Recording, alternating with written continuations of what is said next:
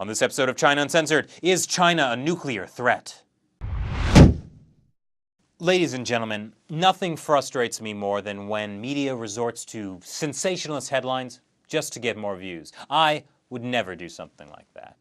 That being said, get ready to bow down to your Chinese overlords. The end is nigh. Over the past decade, the Chinese regime has increased military spending by 4 times, last year glutting almost $120 billion on an army that I can only assume has one purpose: destroying the American way of life. So, is China a nuclear threat? The short answer is no, but the long answer is no.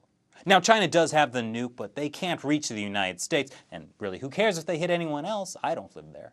But does that mean you shouldn't be terrified and not subscribe to China Uncensored? Absolutely not. China could get in close with a nuclear submarine, and then Los Angeles would be a nuclear wasteland, instead of just a cultural wasteland. Now, there are some who would lull you into a false sense of security by saying there's no way Chinese nuclear submarines could get through the US security net and get close enough to launch, particularly because China has never even successfully launched a nuclear sub-patrol. But are you willing to risk the lives of your children on that? Part of the reason China's nuclear submarine fleet has never gotten off the water, under the water, is because of a team-building exercise in 2003. The Chinese Navy put its brightest submarine talent together on a single boat so they could learn to work together better. It sank a few hours later. In hindsight, it might have been better to put them on a submarine. But did all hands go down with the ship, as was reported in Chinese state-run media? Or are they down there right now, making an alliance with Neptune, god of the sea? Now, maybe that's just Roman mythology, but are you willing to risk the lives of your children on it?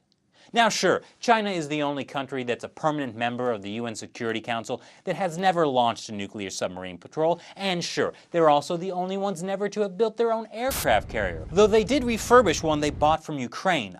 No, not Ukraine, I'm pretty sure that's a country, but nice reference. Anyways, it had to dock shortly after launch because of suspected engine failure. But does that mean the 2.3 million man and woman strong People's Liberation Army isn't a threat? Well, it turns out their own ineptitude is their greatest weapon. You see, the People's Liberation Army isn't actually China's army, it's the Communist Party's army. There's a difference. In fact, new soldiers have to swear allegiance to the party, not to China, the Constitution, and certainly not the Chinese people. It would be kind of like if the Republicans had their own army and had used it to purge all the Democrats and seize total control of the government. But because of that, China's military has no joint command. That's when different branches of the military, the Air Force, Navy, and Army, can work together and know what the other is doing. Now, this is something every major world army has, except China. Oh, what's that? Oh, I'm sorry. This just in. State-run China Daily has just reported that according to the Defense Ministry, a joint command system is on its way. Well, okay, you gotta give credit where credit's due. What's that? Now state-run People's Daily and the Global Times and the Defense Ministry are denying it. Well, it seems like it's not just the military that can't communicate.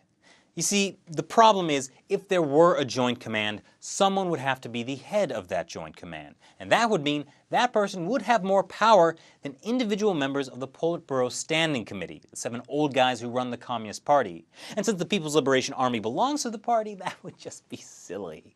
In fact, the party wants to make sure it has proper control over its army, and that's why, according to the Diplomat, roughly 15 hours out of a 40-hour workweek, or 30 to 40% of an officer's career, is spent studying party propaganda, singing patriotic songs, and going over the finer points of Marxist-Leninist thought.